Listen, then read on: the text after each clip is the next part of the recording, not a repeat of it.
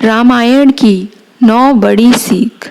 ये सिर्फ एक धार्मिक शास्त्र नहीं है, ये हमें हर परिस्थिति से उभार सकता है, हमारी हर परेशानी और दुविधा का समाधान करता है। भक्ति के प्रकार, कौन सी गलत आदतें हमें लाइफ में नुकसान पहुंचाती हैं, किन लोगों से हमें बचना चाहिए, हमारे रिश्ते कैसे होने चाहिए, कहाँ हमें संभल कर चलना जरूरी है, मानव जीवन कैसा होना चाहिए, क्या आदर्श होना चाहिए, किन परिस्थितियों में कैसा व्यवहार करें, ये सब सिखाती है। और यही बातें अगर हम अपने जीवन में अपनाएंगे तो हमारा जीवन भी सुख से भर जाएगा। तो दोस्तों, आइए जानते हैं रामायण सीख जो हमारे जीवन को सफल बनाने में हमारी मदद करती है। 1. पहली सीख, राजा बनने जा रहे राम ने पिता के वचन अनुसार वन जाना स्वीकार किया, किसी से कोई प्रश्न नहीं किया। ये हमें सिखाता है कि जीवन में जो भी मिले उसे नियति का निर्णय मानकर सहर्ष स्वीकार कर लेना चाहिए। 2.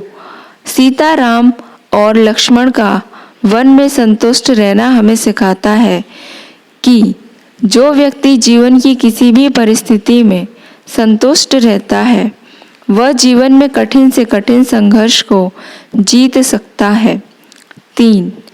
लक्ष्मण का कर्तव्य पालन सिखाता है कि अपने बड़ों के प्रति प्रेम और निष्ठा रखनी चाहिए और कठिन से कठिन परिस्थितियों का सामना करते हुए भी अपने कर्तव्य का पालन करना चाहिए। 4.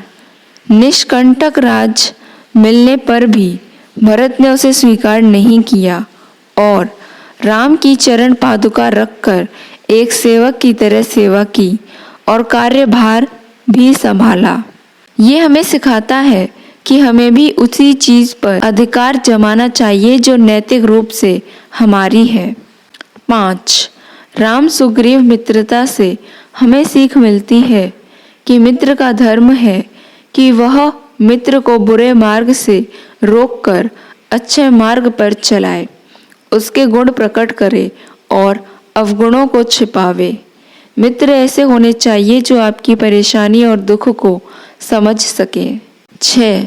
अहंकार का त्याग करना चाहिए क्योंकि रावण का अहम था। एको अहम द्वितीयो नास्ति न भूतो न भविष्यति, अर्थात एक मैं ही हूँ, दूसरा सब मिथ्या है, न मेरे जैसा कभी कोई आया न आ सकेगा। इसी अहंकार की वजह से रावण का पतन होता है। इससे हमें यह सीख मिलती है कि अहंकार मनुष्य के लिए सर्वनाश का मुख्य कारण होता है। जो व्यक्ति जितना अहंकार करता है उसका उतना ही जल्दी सर्वनाश होता है। इसलिए हमें अपने जीवन से अहंकार का त्याग करना चाहिए। 7. सीता, राम और लक्ष्मण जब वन में गए तो साथ गए, जो कि जरूरी नहीं था। इससे सीख मिलती है कि किसी भी परिस्थिति में हमारी निष्ठा नहीं बदलनी चाहिए। निष्ठा और प्रेम से ही इंसान ऊंचा उठता है। 8. माता शबरी सच्ची भक्ति का पाठ पढ़ा जाती हैं। धैर्य, दृढ़ संकल्प व उत्साह का उदाहरण शबरी थी। गुरु के कहने पर भगवान राम की प्रतीक्षा की और मनचाहा परिणाम भी मिला। इससे हमें यह सीख मिलती है कि अगर हम भी किसी कार्य में धैर्य, श्रद्धा और दृढ़ संकल्प बरकरार रखेंगे तो सफलता अवश्य मिलेगी। 9. भगवान राम ने कभी कोई भेदभाव नहीं किया। उनकी नज़र में सब एक समान थे।